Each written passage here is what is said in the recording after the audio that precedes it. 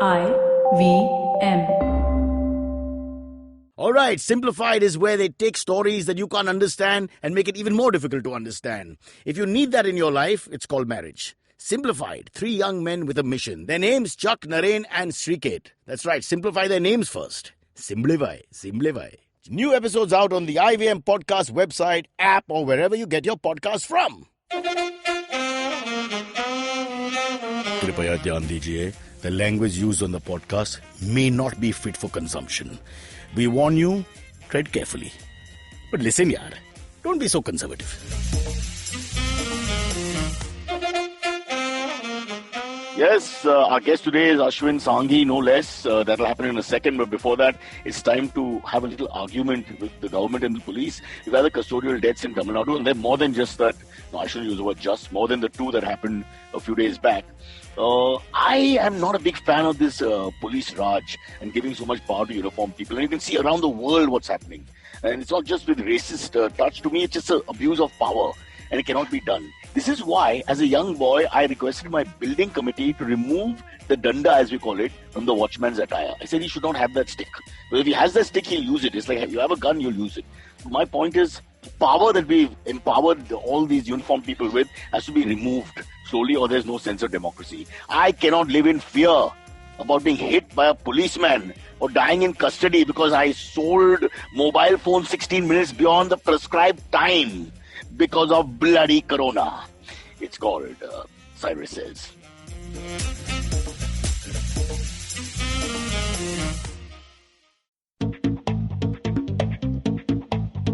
Advertising is dead. Yep, you heard me right. Advertising is dead. We're all in the content business now. Let's not call it news, TV, radio, etc., etc. It's all content, and we're in the middle of this weirdly exciting phase where all the borders and lines that have been drawn over decades has been swept away by this lovely thing called the internet. We're a show where we don't dwell on just the stuff that is now, but rather the wider stuff about advertising, media, content, and the whole goddamn circus surrounding it. Tune in every Tuesday for our weekly unboxing of the mystery box we used to call advertising.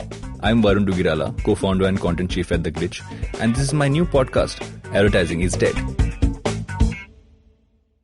Okay, Cyrus Says, and we have one of the Imperial Blue guests, and I don't say this because we want a sponsor. Imperial Blue as in because he's true blood royalty in the world of publishing. He's one of the big names in English literature today. And he's unbelievably, actually we share DNA, which is going to upset him. We do, because we were same school and same college. Of course, he's done a lot in the intellectual capacity, and he's made a big name for himself. I, on the other hand, am a clown. So, unfortunately, this is what can happen. DNA, very close, but even the 0.01% and huge difference. It's like the chimpanzee and us. The chimpanzee being the more evolved species, clearly, but that we'll get to in another moment or debate. In the meantime, Ashwin Sanghi, let's recommend everyone to read your book. It's Vault of Vishnu, am I right? Absolutely, Cyrus. And by the way, I'm delighted to be here, and I'm delighted to also share DNA. Since you got the better luck of the draw, man. That's not fair. I'm the genetic garbage. Coming back to, I want to quickly get into this, and we'll talk about us and our association and everything else, because my show is so stupid we can't keep it too serious.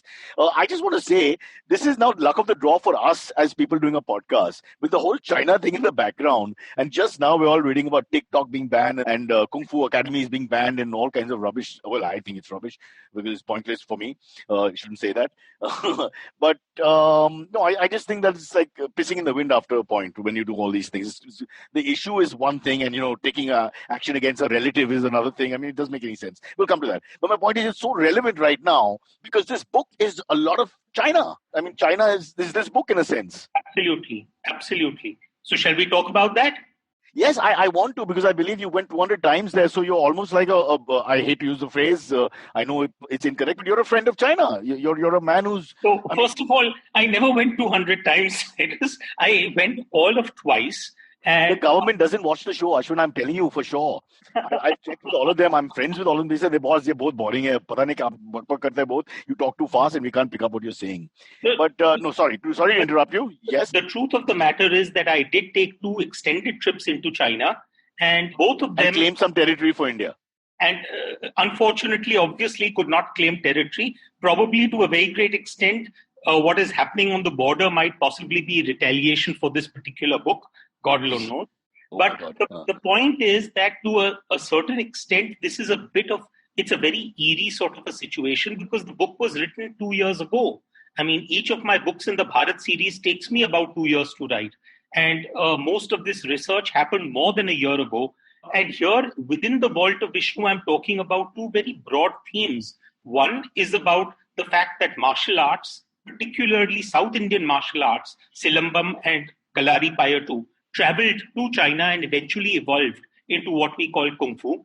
The second theme that I'm talking about is the fact that many of these martial arts, as well as certain sacred wisdom, is now being in some ways almost made mechanical through laboratories in China.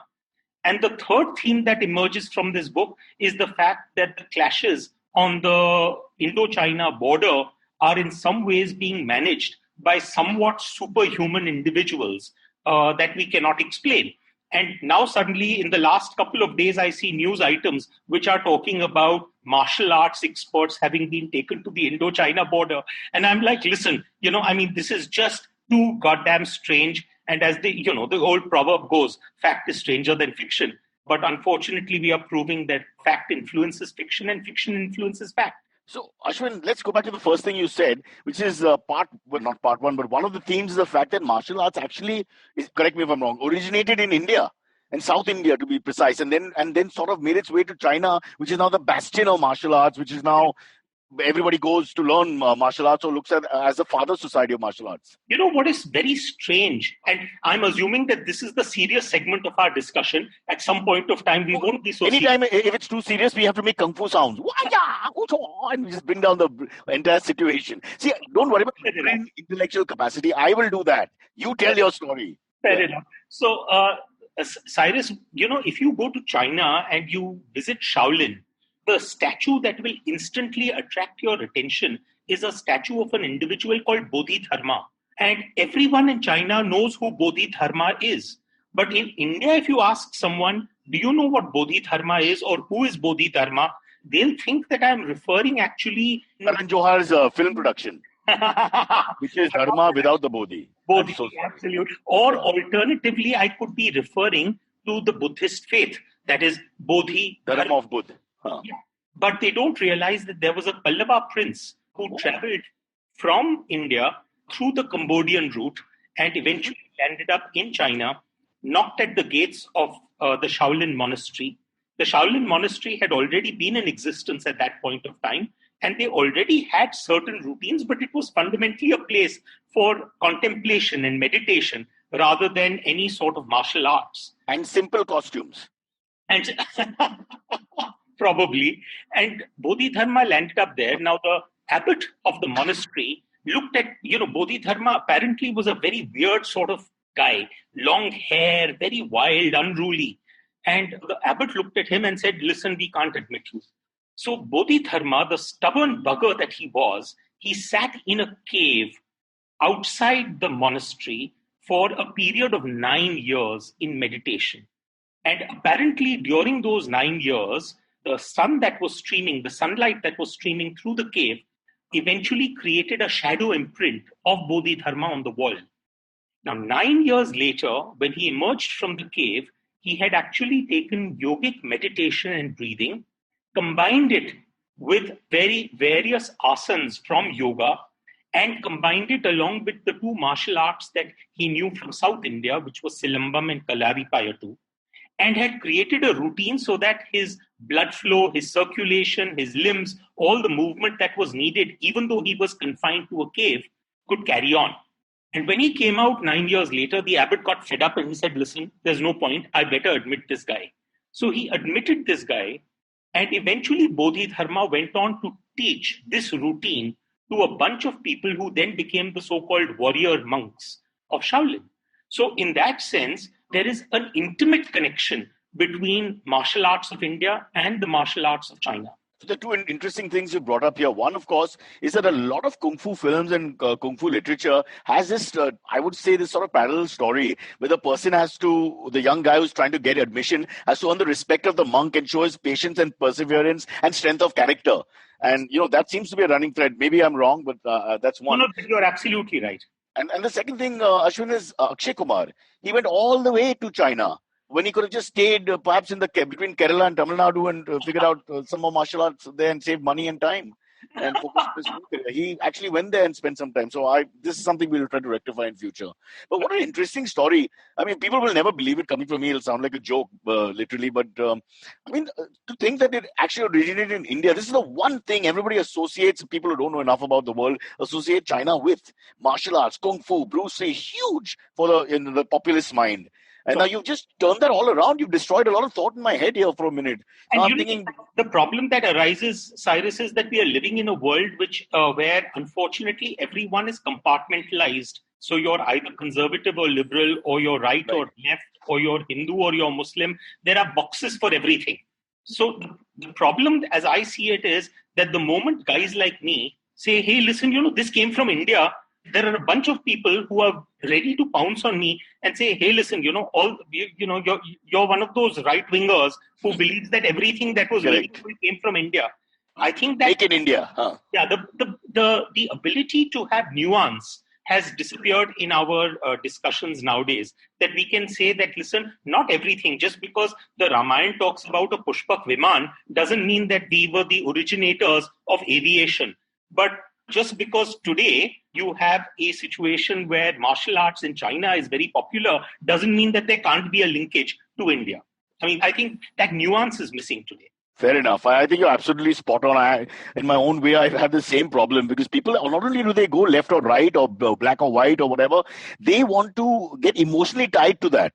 Instead of letting their thoughts sort of, meander here and there and look at different things and perspectives. I don't know why that's happened. That the whole world, it's not just India, the whole world seems to be very aggro about, I'll take a stand. And you take a stand. Polarized. Absolutely. Yes, polarized. That's the word. Thank you for helping me. You're the author. Fair enough. Yeah. So, no, this is fascinating. So, you've researched all this. Now, that was part one. Let's move on to the other parts of Vault of Vishnu. And also, one small fact. If you were to popularize this theory, how do the Chinese react, now that we're not in good terms with them temporarily, to the fact that it's possible that their great art form, arguably the thing that makes them internationally very well known to the person who doesn't know much about China, is food and Kung Fu.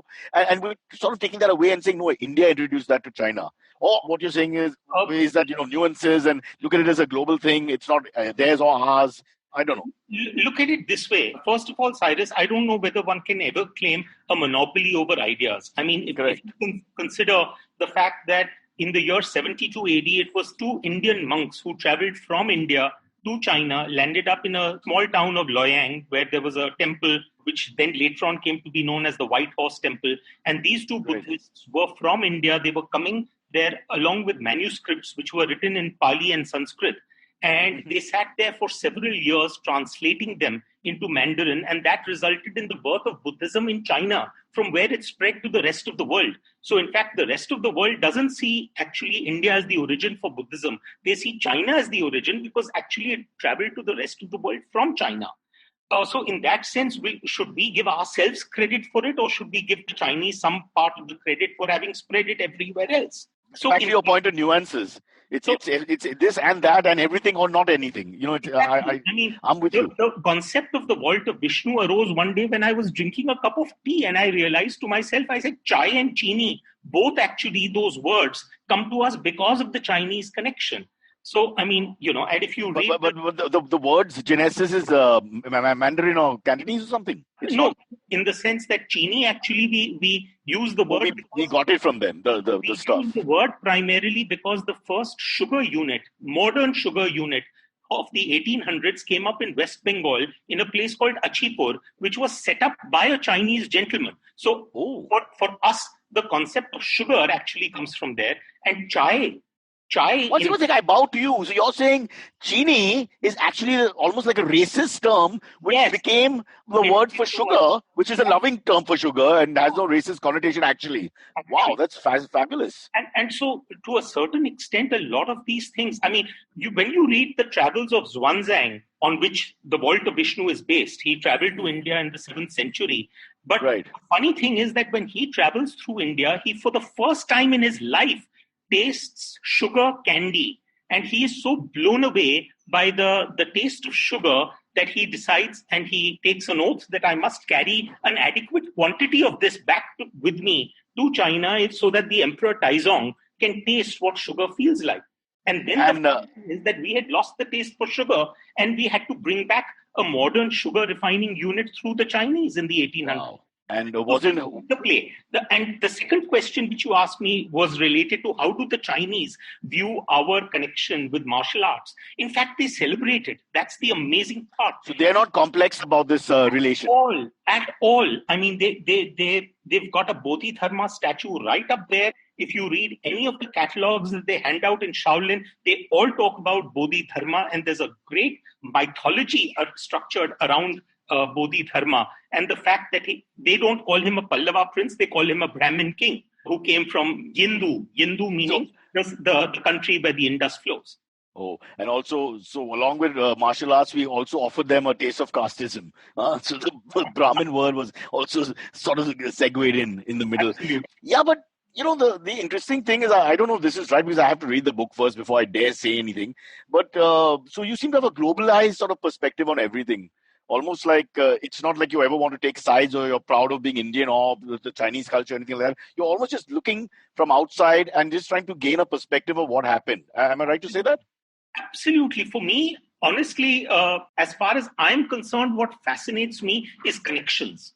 So, for example, when I look at, let's say, the concept of the patriarch of Judaism in Sumeria, in ancient Sumeria, Abraham, and then I think to myself, well, the Old Testament tells me that Abraham had a wife, and Abraham's wife was known as Sarah. So, okay, Abraham and Sarah. Now I think to myself, okay, but weren't there trade connections between India and Mesopotamia? Yes, there were. So if I was to take the A out of the Abraham and put it at the end, I get Brahma. And who is Brahma's consort? Saraswati. So is there a connection between Sarah and Saraswati? And now you become a copywriter. This is amazing. No, the point I'm making is, for me, what is fascinating is that connectivity, that the fact that there was a movement of ideas, there was, we think of ancient history in the nature of battles and trade, but we never really think about it in terms of the movement of ideas. And that connectivity of ideas was so fascinating, and that's what I want to bring out through my books. Yes, but I'm worried about this thought process because if you take my name, as you just did in the example you've given, my name Cyrus, you take out the C and put a V, it becomes virus, and then I'm the plague of the world, and everybody's like, get him away from us. Social distancing forever. Back to Vault of Vishnu. Ashwin, where does the book go plot-wise? But I've understood that we're looking at this sort of growth, maybe parallel growth, not trying to point fingers and say who's bigger or smaller, which is, I think, a lovely thing. I think that's one of the problems we have as men for the rest of our lives. But what is the actual plot now of our book? By the way, Cyrus, all the books in the Bharat series are basically what are called thrillers. The method by which the thrill is created. It could be mythology, it could be history, it could be science, it could be philosophy. But essentially the pace and the style is very much a thriller. And your setup is one book, which is the setup and the history and the culture and the confluence. And then there's the plot, right? Absolutely. So here what we are talking about is a series of conflicts which happen on the Indo-China border. And those conflicts are such that the people who are from the Chinese side do not seem to be ordinary humans.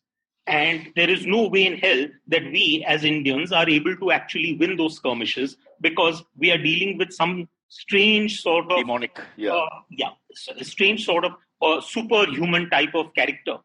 And a team is then created within India in order to get to the bottom of it and in order to find out as to what is it that the Chinese are up to. And that is what then leads you into that entire layer of intrigue in terms of what is happening at the Chinese end.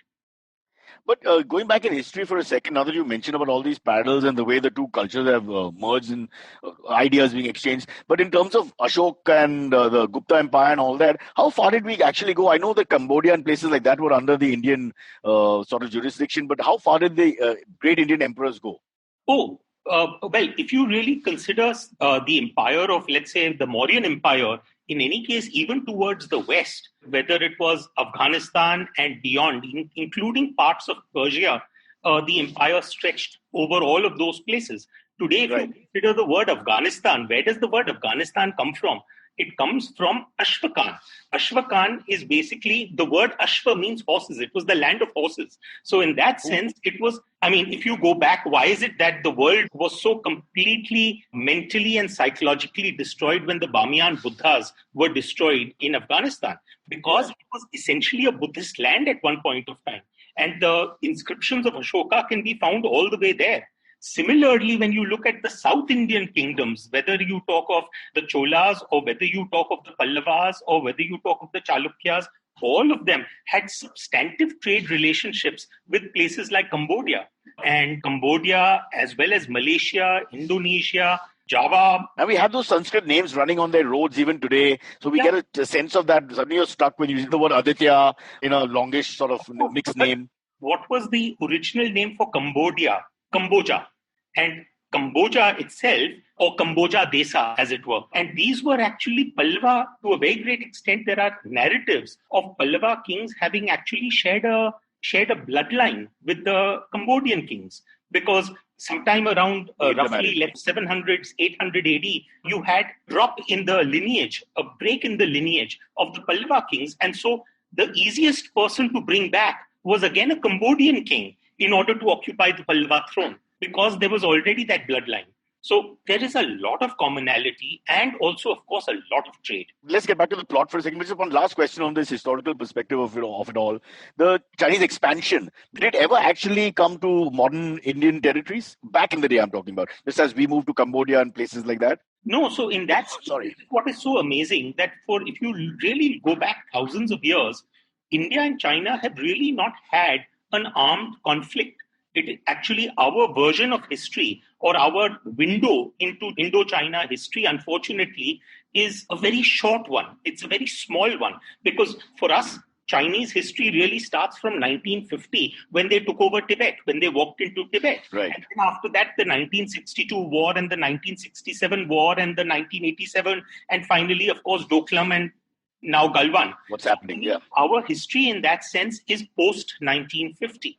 But prior to that, actually, I mean, when Xuanzang came to India sometime in the 600s or so, he eventually took back with him the letters of Emperor Harsha, who wanted to now set up a diplomatic mission into China. So overall, there were cordial relations. Now, partly, of course, those cordial relations were because of the fact that we were living in the ancient world and the Himalayas offered us a natural barrier to a very great extent. And the other part of it is that the Chinese were perpetually under threat from the Mongols. So as a result of which, they had no ability whatsoever to devote their time or attention to attacking someone. Instead, they simply needed to protect themselves from the Mongols. Although Genghis, from what I gather, did come to modern-day Lahore and then could take the heat and said, "That's it, I'm leaving," and ran away to colder climes. Want to get into the plot? Don't want to give away the book. Want to get into the plot also. But before we do that, you mentioned Huan Sang. I remember from the history books, and now that you mentioned Harshavardhan, it's all coming back, 6th century and all that. It was spelled Huang Huang Sang, as far as I remember. You're pronouncing it with a Z, is it? Yeah. In India, we still learn his name as Yun Sang. And international historians refer to him as Xuanzang.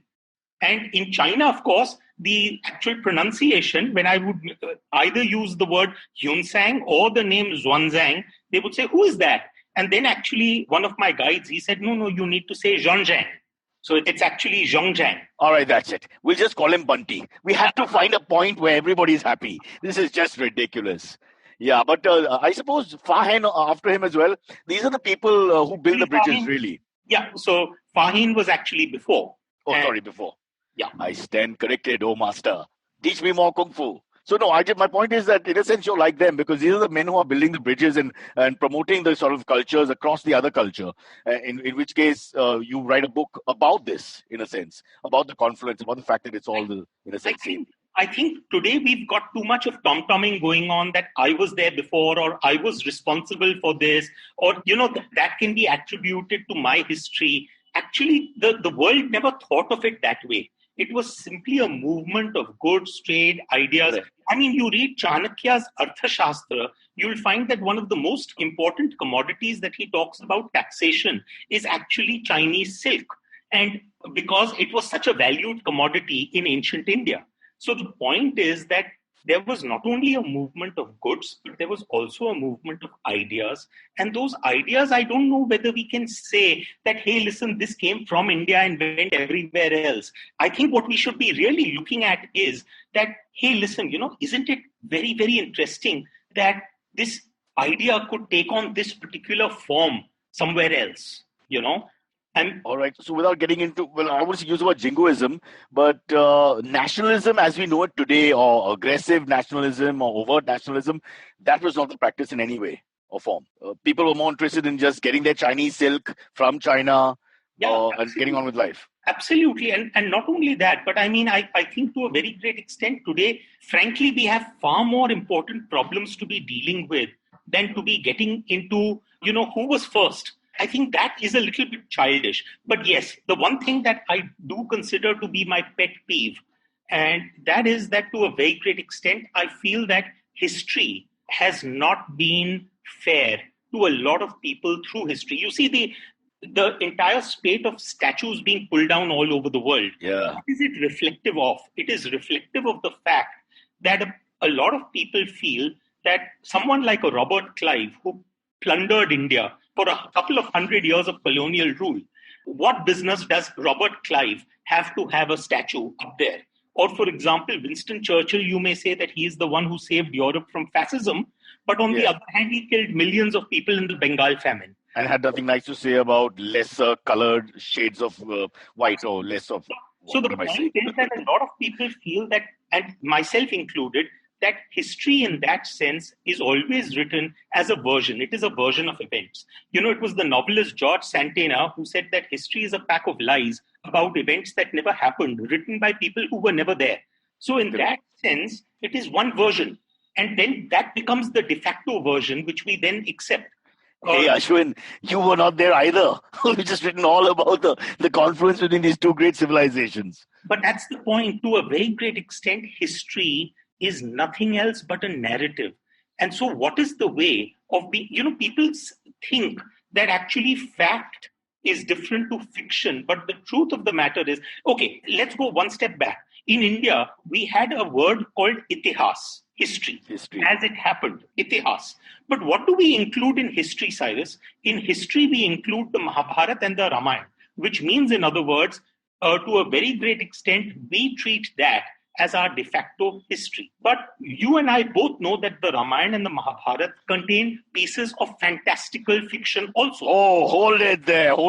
I've just been told the government does listen to our podcast. Hold it there. Speak for yourself, Ashwin. I believe every word. No, the point I'm making is that if you read the other set of literature, which is the Purans, which are supposed to be fantasy, in the Purans, you will find historical elements. For example, you will find lineages of Indian kings. The point I'm making is that there was always an overlap between fact and fiction. So, it was Napoleon who said, what is history but a myth that has been agreed upon? So the way I see it is that if even what the history that we have today is a myth, then let 1,000 myths flourish, and then let people be able to figure out as to which narrative seems to make more sense. Without getting emotional, breaking the statues, killing people, breaking shops, hurting other people, innocents. The emotive factor, write a book about that, how to control the emotive factor and use more head and less heart. This is the point that, to my mind, for example, with every administration that comes, if you have a left-oriented administration, then they believe that, hey, listen, we need to glorify Mahatma Gandhi, but we do not need to give any emphasis to, let's say, Sardar Patel. Now, similarly, you have a right-wing administration that comes in and they say, no, we need to have greater glory of ancient Bharat. The point I'm making is let both remain alive, let both flourish. Why do you need to destroy one narrative in order to create another narrative? Also, there seems to be, I don't know, in modern male thinking more than female, this need for teams. I got to be on this team. I got to support this team. This team has this hero. And hence, as you have just put it, the other hero has to be pushed to the side. And once that happens, people just want to, they put their flag down and just want to make a stand instead of going over it 200 times and finding different viewpoints. For a person like me, this is a very interesting little incident that happened to me when I was on a lecture tour in Kolkata. And just, I had half a day extra to spare in Kolkata. So I told my driver, I said, take me to some interesting place. He said, Saab, aapko mandir chalne ka hai kya? So I said, okay, take me to a mandir. Now, if you are going in Calcutta to a mandir, it's taken for granted you're going to a Kali mandir or a Durga mandir or something like that. Huh. I went into the temple. It didn't look like a temple from outside. Very, very ordinary surroundings. I walked in there and I saw in the center of the room a green colored throne. And the green colored throne, there was a deity on it, and there were people around who were doing aarti with flowers and agarbattis and everything. But when I looked closer, I realized that the portrait sitting on that throne was a portrait of Amitabh Bachchan. So unwittingly, Cyrus, I had walked in to an Amitabh temple, probably the only Amitabh temple in the country. Now, I came out of that temple and I was totally blown away. I said, my God, I mean, is this really happening? Have I gone into some parallel dimension? What is going on here? And the little boy came up to me and he had a basket and they sell stuff for going into the mandir, agarbattis, prasad, and, I picked up only one thing from him. It was a little prayer book known as the Amitabh Chalisa. Now, like the Hanuman Chalisa. The Amitabh Chalisa. My God. Now, the point I'm making is at that moment, I thought to myself, I said, okay, Ashwin, you're standing here waiting for your car and driver to come. Let's assume that your car comes along and he loses control of the brakes and he knocks you down. You die on the spot and you take rebirth 1,000 years later.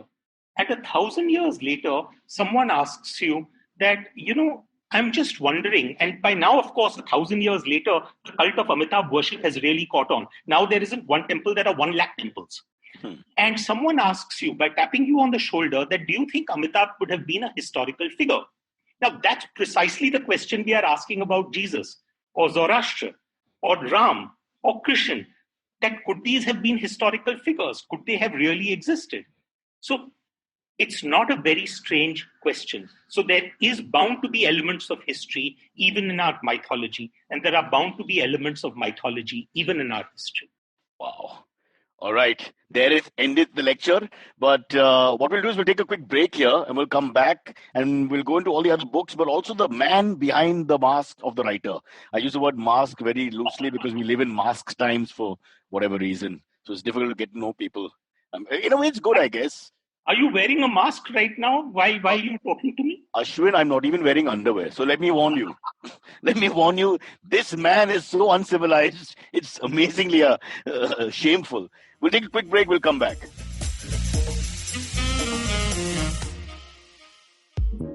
I want to thank Intel for supporting our show. Do you remember when last year we spoke about how the Intel vPro platform is built for business? Well, I'm glad to say we've kicked things up a notch. That's right, Intel is back with a new and improved version of the platform. Optimized with 10th generation Intel Core processors, the platform is just what IT and business users need, especially in times like now when most of us are working from home. The new Intel vPro platform lets you do more of what you want and less of what you don't. So it's better for you and for your IT teams, who really are the backbone of keeping your work from home experience easy and enjoyable.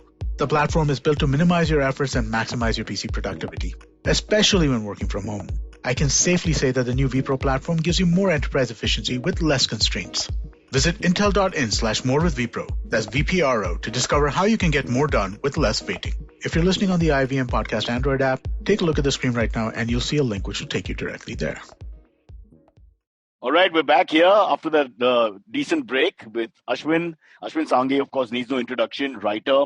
And he's giving me a real education and a fun education, that too. What I really like, of course, I don't want to sound so that liberal people then start sounding right or left, in a sense, when we, make them into icons, which defeats the purpose of having this sort of liberal thought. But I love the balance you have. And I wish, and I'm not trying to just praise you, I just think that, when they meet people with balance, I just feel safe. I don't know how to explain it to you, but I just feel safe. I can now, if we met at a bar in an airport waiting for a plane, we could sit over, I don't drink alcohol, but we could sit over, let's say Pepsi, because we want them to come on board. Nobody wants colas anymore. And, I would love, the thing is that I feel really, I wish you were like a leader. I mean, you are as a writer, but I really wish you were like a leader as a statesman, because your balanced thinking, if you could give a class to statesmen around the world, I won't mention names like Trump or people here or in the subcontinent around us, but I'm just saying, if there were just more balance, and you can see that in the way the coronavirus has been tackled by, say, New Zealand, balanced statesman, Germany, balanced statesman, Taiwan, balanced statesman, even though they had a brawl in the parliament today. I just love my lecture on balance is I just love the fact that a person like you, because even if I was to take an alternate view to what you're saying, your reply would always be in an intellectual capacity of thought and argument and debate and discourse, and never, We need more of that, Cyrus. We need yes. in every part of our lives. We need nuance in every part. But our cousin on the 9 o'clock news has spoiled that because he's reduced debate into screaming, shouting, and one person talking in the end. But you know what's happened, Cyrus, is unfortunately, I do not discount the possibility that for a long, long time, we have also had a left-tinged narrative. So what you see happening on the 9 o'clock with this particular gentleman who shall not be named is also the pendulum swinging to the extreme. The problem is that the pendulum tends to go from left to right, right to left, but it never seems to reach that stage of equilibrium. And that's really what we need. Well, it's like every action has an opposite reaction, or the boomerang effect, or what have you.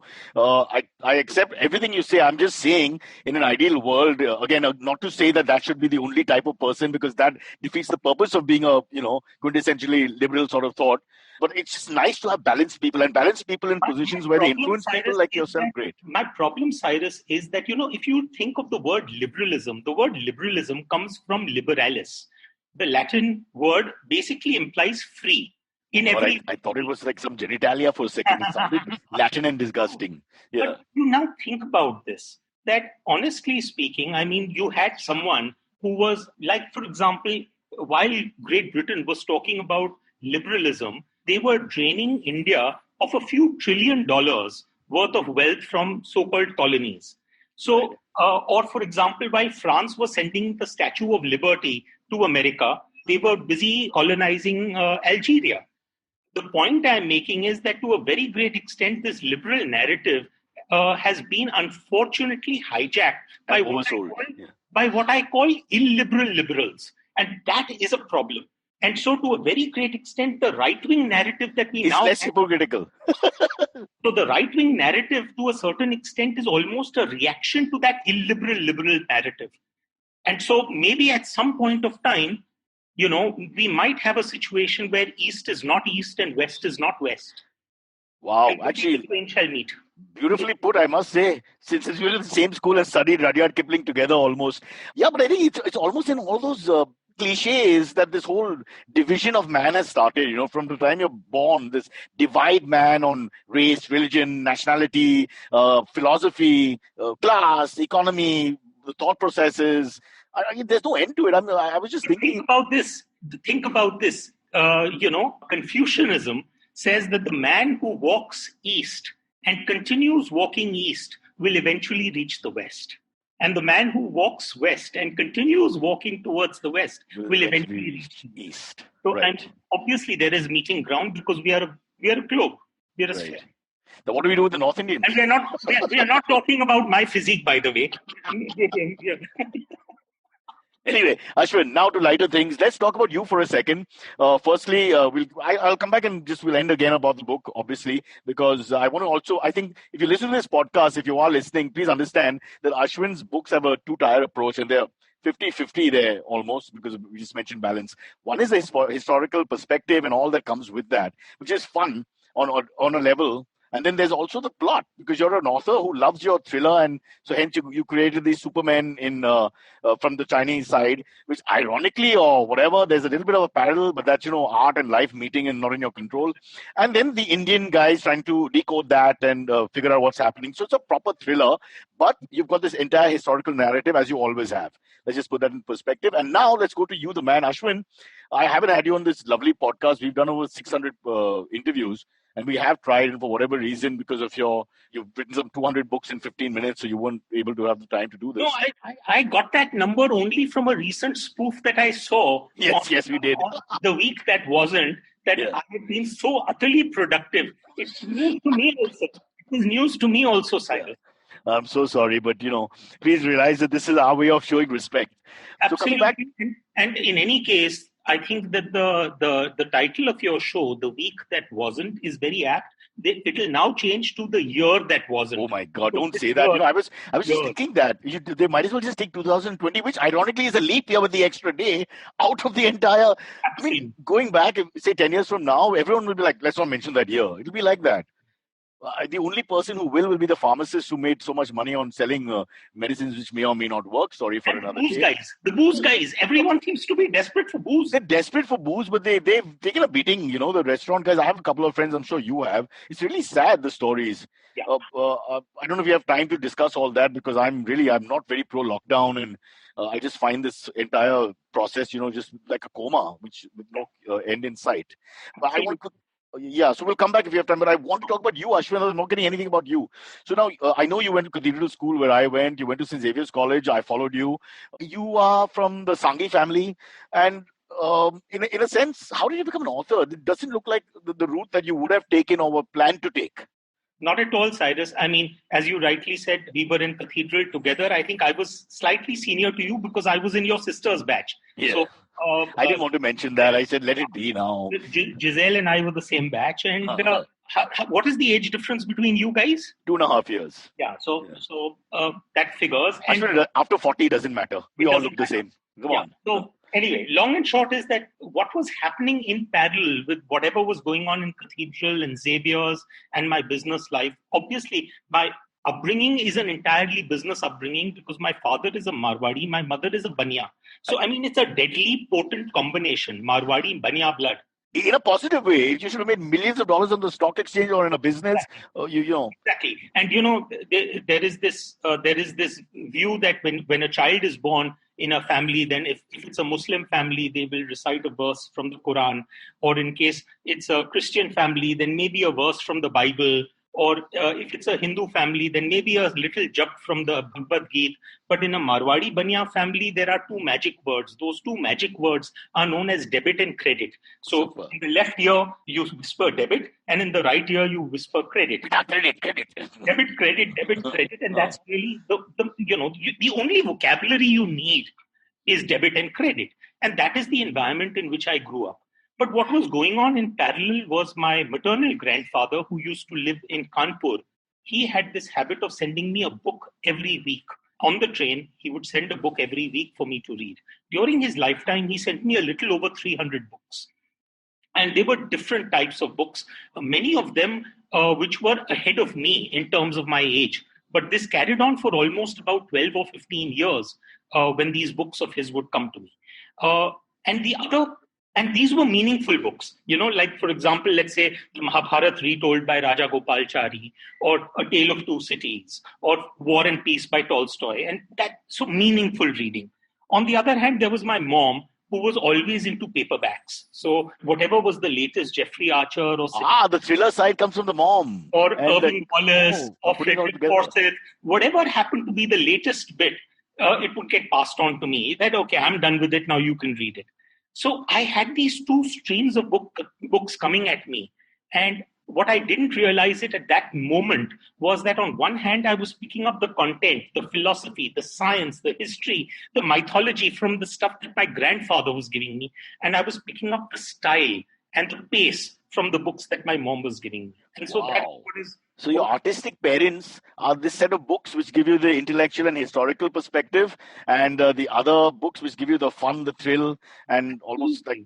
Because I've always loved reading books where you don't really need to take a conscious decision to turn the page.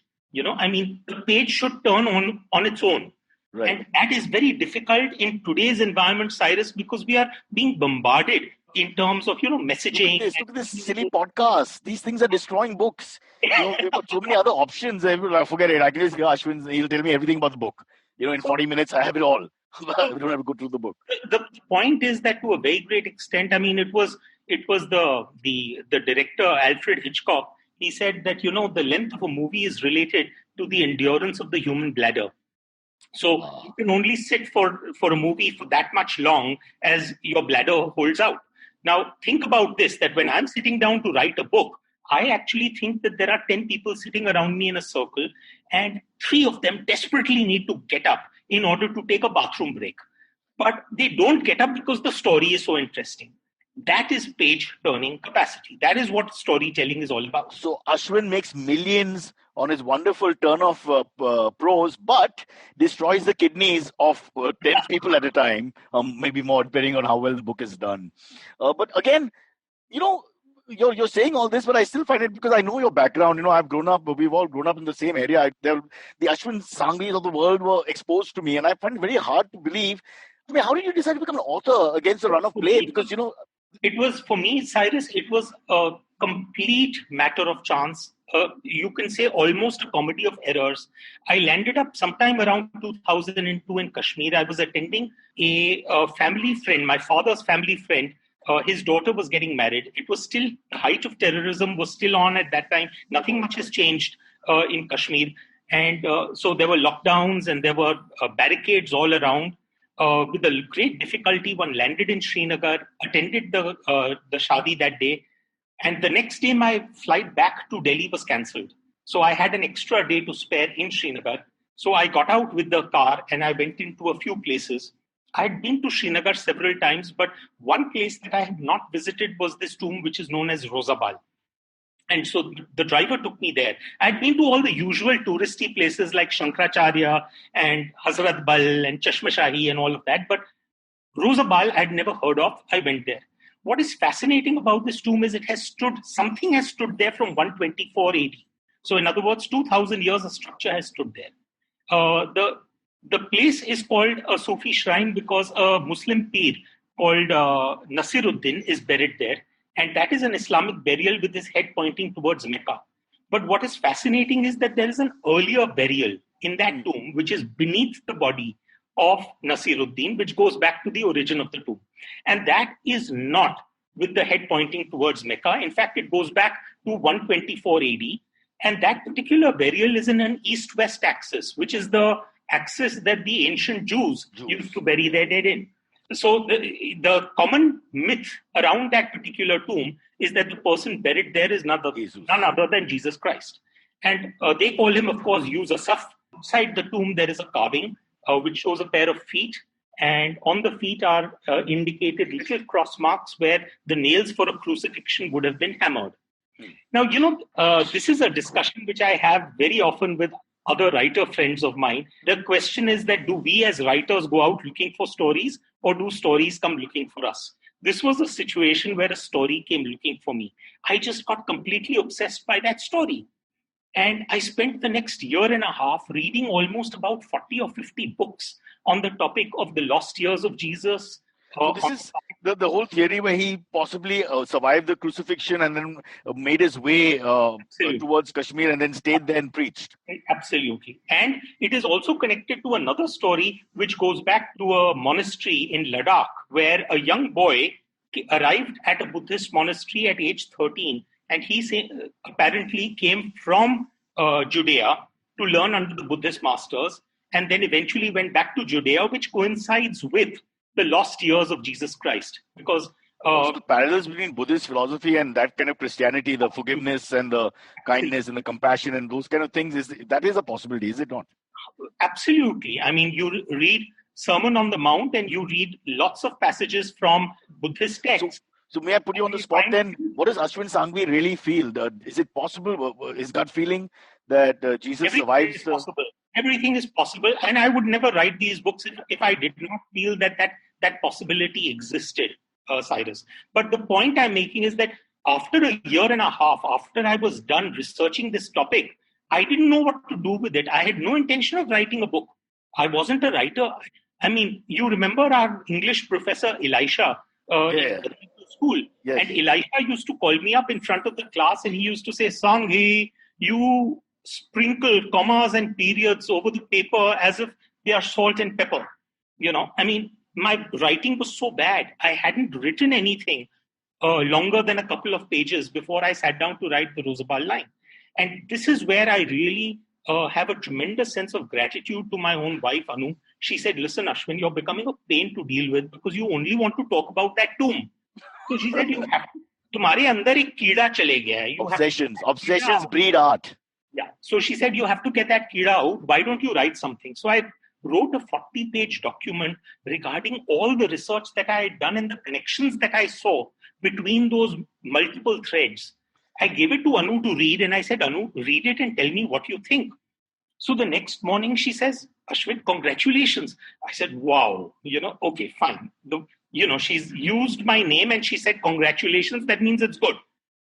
She says, no, congratulations, because you've discovered the cure for insomnia.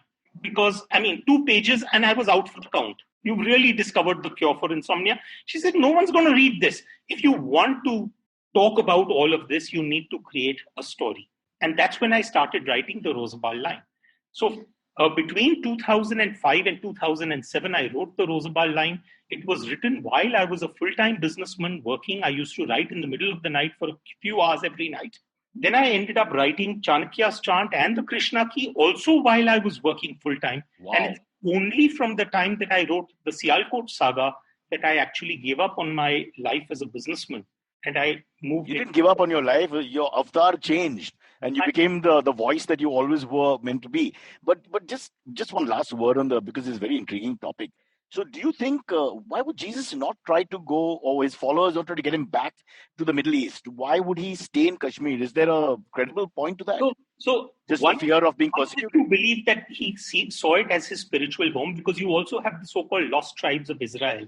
And the lost tribes of Israel, there have been many, many theories, including the theories by the Ahmadiyya sect, who talk about the fact that some of those tribes had eventually made their way into India. So it is possible that he may have seen India as a spiritual home of sorts. Or possibly there could have been the reason of wanting to get away from Roman control, where to a very great extent, I see the crucifixion of Jesus not only as a spiritual event, but also as a political event, because he must have been a troublemaker of his times. So in that sense, there would have been a need to try and get away from the borders of the Roman Empire also. And there was a sort of tacit understanding with the authorities to let him go as long as he doesn't come back. There are alternative theories, Cyrus, which talk about the fact that the entire crucifixion may not have actually been a crucifixion in the sense that Mary Magdalene could have been in some form a high priestess of sort, whether it was in terms of anointing Jesus with oil, whether it was in terms of the symbolic slaying of the king and his rising from the dead. All of these were recurrent themes in ancient times. So there are a lot of alternative theories, and I drove myself wild in terms of exploring each of them, and I had a great time doing it. So when people read the Rosabal line, many of them come back to me and ask me, what brand of weed were you smoking when you wrote this particular book? Because there are so many threads, and it's very easy to get lost. It was legal in Kashmir, by the way. How ironic is that? All right. We have to leave it there because we're running out of time. We have to do the AMA. Just a quick word on the coronavirus. I mean, you're an author, so people will say, what's his problem? He just needs to sit there with his big brain and write. You know, unlike other people whose whole work depends on actual movement, say trade, production, that kind of thing. Has it affected you? I mean, obviously it has.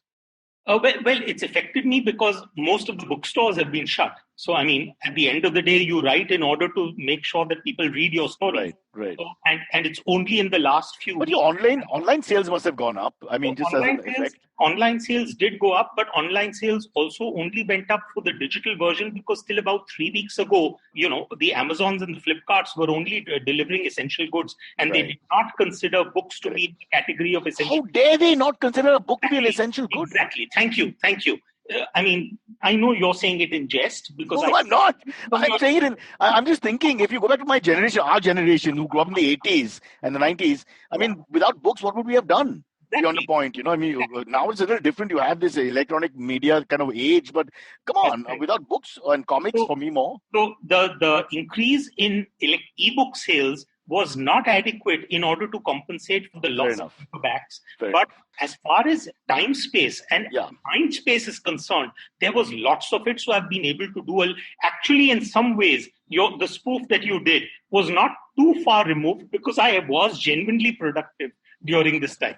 So I'll add you to the list, dear Prime Minister, along with the gym owners and the salon owners and the dance academies and the tutors, also authors. Authors have to be, because, you know, I mean, the government has to come through for everybody now, right? There are all these smaller lobbies and smaller industries which nobody talks of.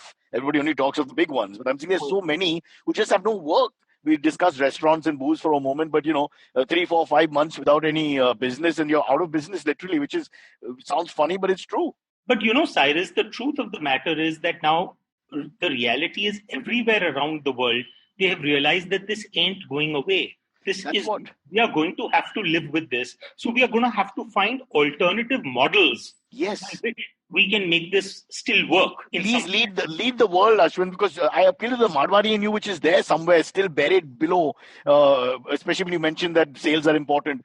Economy has to, we can't function like this. We have to have There is a very interesting little anecdote. When I had just been published, the Rosabal line had come out in 2008. I used to do the rounds of the bookstores. And in the bookstores, I would ask them, that do you have any stock of the Rosabal line by a new, very exciting, very intelligent author called Ashwin Sanghi.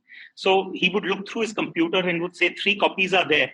They would be stored in some back shelf. I would go to the back shelf, I would clean them up, and I would bring them and put them on the bestseller rack. So I would convince myself that now you are a bestseller, Ashwin Sanghi.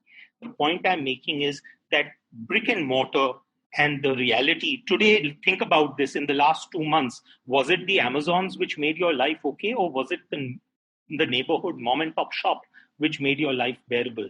So, we have a duty to be able to support all of these establishments. Exactly. We need to get back to business. Absolutely. Back to business. That should have been the Maharashtra and India theme. Instead of begin again and lockdown again and begin again and lockdown again. Anyway, we don't have time to get into it. I wish we can have you on for our cock and bull where we can talk beyond the books and get into your mind. But for now, we have a section called AMAs where we have very intelligent letters written by sophisticated people of the world who listen to this show. It'll be fun for both of us to answer that.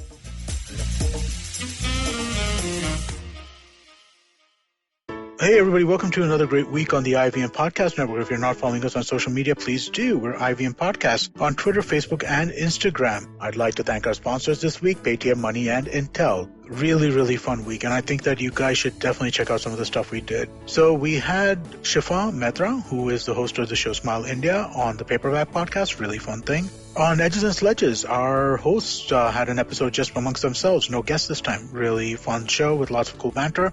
I think you'll enjoy that quite a bit. On Storytellers and Storysellers, Vineet had Shrishti Bell on. Shrishti is the head of Netflix in India, and I think you'll really enjoy that conversation as well. Also, do check out Uncle Please Sit. Joel and Tushar had Anuya Chatakar on. Anuya hosts the popular YouTube channel Books on Toast. And don't forget others of your old favorites like The Habit Coach, Football Should Ball, All Things Policy. All of them are doing a great job during this pandemic, and you should definitely check them out. And with that, let's get you back to your show. Follow me at Instagram and Twitter on Bored Brocha. I'm so bored, I need your help. I need your love. I need your touch. Okay, just follow me. So let's call on our producer, the young silvery who slept through the entire thing. He's never read a book in his life. Ashwin, I promise you, never read a book in his life. For him, books are like the accounts, where the checkbooks and those kind of things, money attached to it. Silvery, have you ever read a book? Yeah, I have. Can you name me 10 books? Harry Potter books. No. Well, it's a start. I think Ashwin's whole point is never judge. You don't judge. Correct. You just consume and you like or don't like, but you don't judge. Yeah. Okay. Let's get to the AMAs. The first one is sent in by Ria Gangwal. She says, "Hey Cyrus and guest, I'm an avid follower of the podcast. I'm really glad it hasn't stopped during the COVID times. I'm one of those people who is stuck at a friend's place during this time. However, just because I'm the guest at her place, I end up doing way more household chores than her. Do you think that's fair?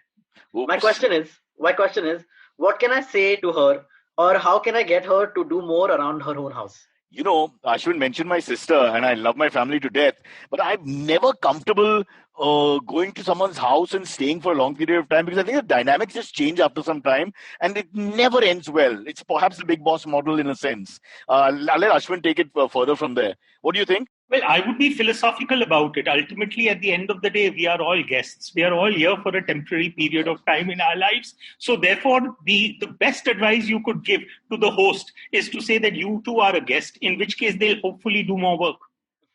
On the other hand, it's like you have to earn your keep. So you're there and you've got to pull your weight because you're part of the... This is a tough one, Cyrus. I wouldn't want to be stuck in that situation. Yeah, but going back to Shaolin, going back to that first Palav king, the Bodhidharma and the whole story that you've given us, the whole idea was that he has to sort of earn it, right? And and to earn that respect, to enter the hallowed halls and then go forward with the monastery, etc. So the guest, it's the same thing. We're trying to guest, now you're in my house, now follow the rules of the house, earn your right to be a member. So I'm just saying. Absolutely. But I think at times I can see where the imbalance would emerge, because at a certain point of time, you're trying too hard. Yeah. Also, the formality, informality, that gray area between the two, especially with friends, where you're not so completely informal as you perhaps are with your children or mother or whatever, and then suddenly that line gets blurred completely, and you take people for granted, or their faults start emerging in your mind, and vice versa. I'm not a big fan of people staying together. Honestly, I just think that God created us to live alone. Hence, we have nomads. Yeah. The best situation is to have a loving family far away. Yes. Yes. That's where the NRI movement is gaining ground, Mr. Sanghi. By the way, are you an NRI or do you pay tax here? I pay my taxes here and I file my returns here. But how can we file returns, Ashwin, when we can't earn? Tell them to let us earn. We have to leave.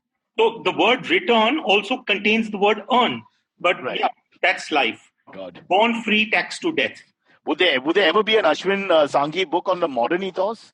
On the modern not history in a sense, but the world we're living in? No, I mean, I've written different sort of books. Like, for example, my crime thrillers with James Patterson have no element of history or philosophy or science in them. They are out and out crime thrillers. And I'm very happy to dabble in many, many spaces, I have another set of books which are self-help non-fiction genre books. Currently, I'm looking at, future, I want to also look at horror, paranormal, science fiction. So I think I would much rather have this freedom of being able to experiment with multiple spaces. Mm-hmm. My own book, the theme is How to Find Silvery a Wife. Silvery is our lovely producer there. You can see him on screen, embarrassed, not really. Next question, sir. Yes. Next one comes in from Amrit Singh. He asks, hi to Cyrus, Silvery and guest. Hope you're doing well. I'm writing into the show for the first time ever. Really hope this gets on. So congrats, Amrit. I'm 26 years old. I've recently gotten back in touch with my high school crush during this lockdown. However, she writes poetry herself. And I feel that she isn't impressed that I do not have any artistic pursuits of my own. If I were to finally pursue something artistic, what would you suggest I take up? It can be anything from writing to a musical instrument to painting, anything. Painting is something else that she is into, by the way. I would really like to hear your take on this. I don't know what Ashwin thinks or Silvery about this, frankly, but I'm not one of those guys who subscribe that birds of a feather have to flock together, I don't know why people have to say, we have so much in common and hence we are mates or lovers or friends or whatever. So I don't know why you have to always put pressure on yourself and say, but we have nothing in common. But sometimes people connect. They just connect. And I've had small friendships across the world at airports in different countries with people who, if we had spent time together, I knew we'd have a great friendship. And perhaps we have nothing in common, not background or interests or tastes. So not a big fan of that. But Ashwin? No, I agree with you 100%, Cyrus. If I look at my own relationship with my wife, we are 180 degrees to one another. I mean, and still when we sit together, we still have lots of connecting, lots of bonding. We have a shared mental space. To a certain extent, let me tell you, these sort of relationships, they happen when they have to happen and if they are destined to happen. I mean, when I was trying to get published, after I had just written the Rosabal line, I went through 47 rejections from literary agents and publishers. Wow. Do you have their names now? You Yeah, call them up and laugh. Ha ha ha! 50 million this year. Exactly. So now the point is that when I was going through that low phase in my life, there was a family friend who used to come and he used to share a patiala peg with my father. And he asked me, he said, "Beta, what's the matter? You're looking so depressed." And I said, "Uncle, what to do? Just bad luck. Everyone is rejecting me." He said, "Remember one thing, beta, in life, 99% is about good luck." I was in an argumentative mood, Cyrus and Silvery. I was in an argumentative mood. So I said, "But what about the 1%? That must be hard work, talent, management, efficiency, networking, resources. So many other things factor in." And he said, 99% is good luck. And then he completely drained his whiskey glass. And then he smashed it down on the table. And he said, 99% is good luck and 1% is bloody good luck. So my advice to this person who is written in is wait for your 1% bloody good luck to kick in. It will happen. Wow. It's an interesting answer. It's my answer, but packaged better, I felt. Very, very nice and hopeful answer. Coming back to that whole thing, if everybody had things in common and that's what connected them, then every cricket team would be all friends, or every, dance troupe, there would never be stories of fighting. And, I mean, it doesn't make any sense. You can't just... They would wear the same uniforms. You'd not know what's happening on the field. Exactly. Yeah, absolutely. So, yeah. So I don't think it's either this or that. As we mentioned at the beginning of this entire podcast, it's neither this nor that. It's not that you have to have everything in common or nothing in common and hence you bind. I think it's just the way it is. People connect because they connect. Silvery and I, we connect, even though he's an unshaven, unhygienic man and I'm a shaven, unhygienic man. We do connect. We do connect. We do have time for one more, Silvery? Yeah, sure. Why not? Okay. This one is a little slightly more fun, which goes, hello Cyrus, Silvery and guest, huge fan of the show. Wanted to ask Cyrus, whom would you choose to date, kill, marry among Mayawati, Mamta Banerjee, and Rakhi Sawant? Yeah, I'm not killing anyone, bro. I cannot do that. Okay. That's just not on. Killing, Okay. I mean, yeah. Mayawati, Mamta Banerjee.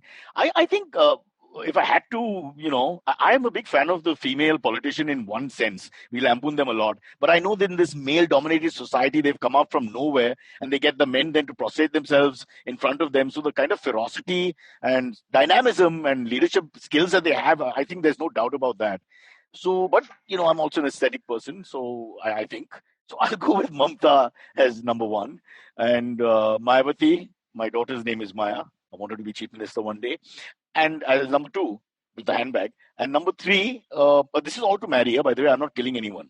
Rakhi will be third. I'm not I don't know, Bollywood and Tollywood and all. Not that I have prejudices, but they have to prove themselves a little more. It's not like somebody who's come from nowhere and then running a state. You got to give them that. Whether they run it correctly is another thing altogether. But the fact that they fight against the odds, come from left field and then, rise to that. I mean, that there's no doubt. I'm almost like a feminist. I'm a huge fan of female leaders. And rightly so, Cyrus, because we are part of a civilization which always worshipped Shakti in our temples. Absolutely. The great ironic twist to this is that we worship Shakti in the temple, but we don't worship Shakti in our home. True. That's the problem. And look at Bengal. We were talking about Mamta, Ma Kali. I mean, you can't disassociate. It's right there, and then you have her, and they're very powerful figures. You see, they're not just leaders; they're hugely powerful leaders because they've been able to jump over the men. So that being said, what was the third option? No killing, marrying, and what was the second? This is date, kill, marry.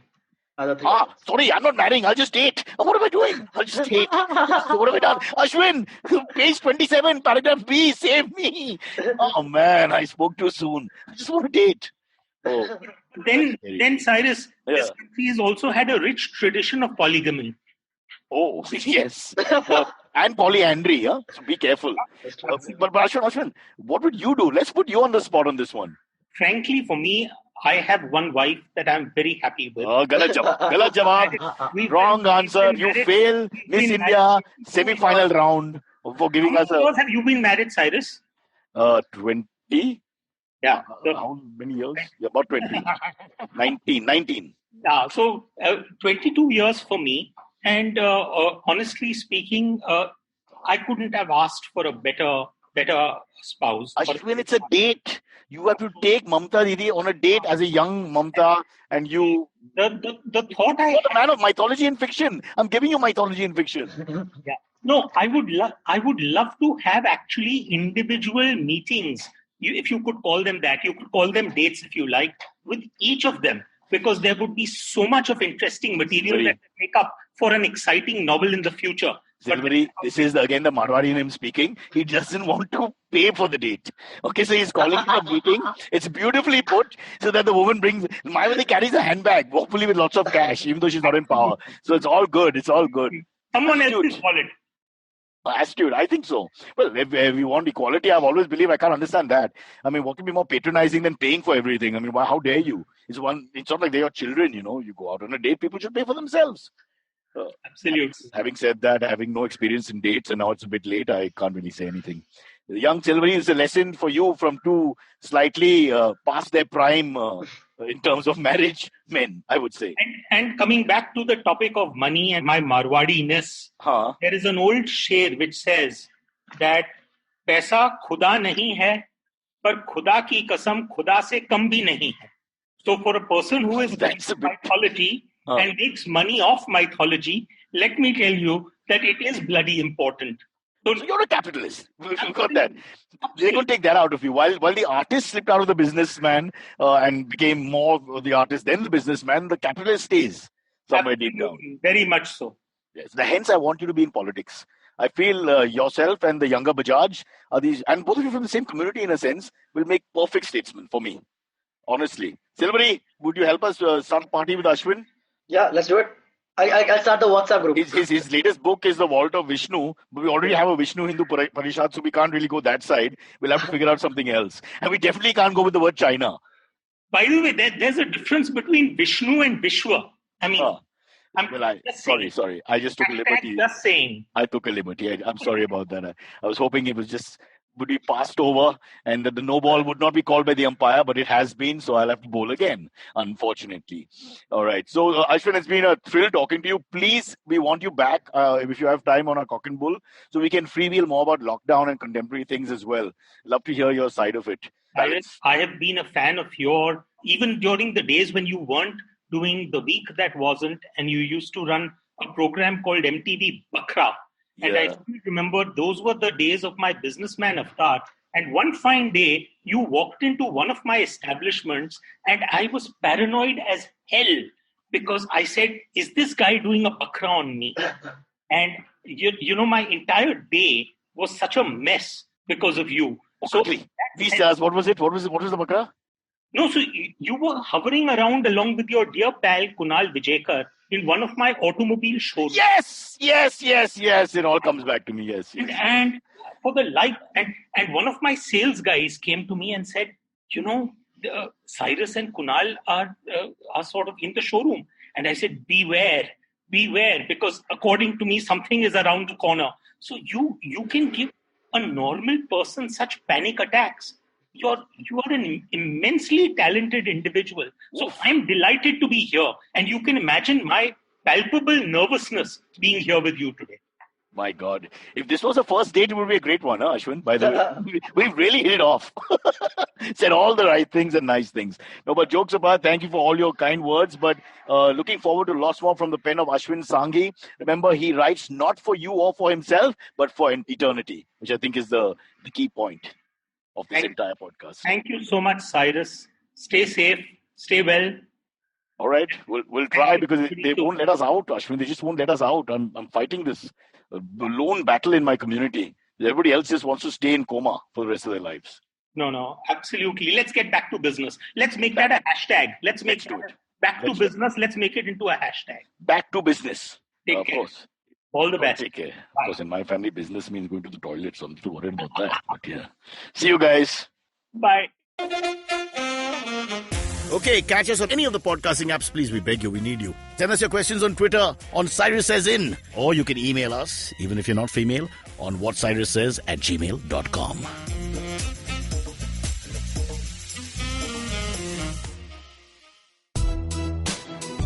Are you constantly seeking happiness? Wondering how to make the most of every day? How not to let your inhibitions stop you from achieving your goals? It's now time to get your A-game on. It's time to unlock your true potential. Tune in to the Empowering series with me, Zarina Poonawalla, to feel empowered in all genres of life. From behavioral skills to management skills. From health to relationships. From mental well-being to emotional well-being. And of course, your finances. I've got you covered. With these tips and tricks from me, Zarina, and true life stories from my amazing guests, you're bound to bring your purest to the table. Tune in to the Empowering series with Zarina Poonawalla every Thursday on the IVM Podcast app, website, or wherever you listen to podcasts. Hi, I'm Satyajit. Hi, I'm Racheta. We are from the Open Library Project and we host a podcast called Paperback. Paperback is a podcast where we engage with stalwarts and experts from various industries, suggesting non-fiction titles that contributed to their journey in a big way. We've had guests like Anjali Rana, Dr. Marcus Rani, Dr. Swati Lodha, Ambi Parmeswaran, Apurva Damani, and many more on our show Paperback. Find new episodes every Wednesday on IVM Podcast app, website, or wherever you listen to podcasts.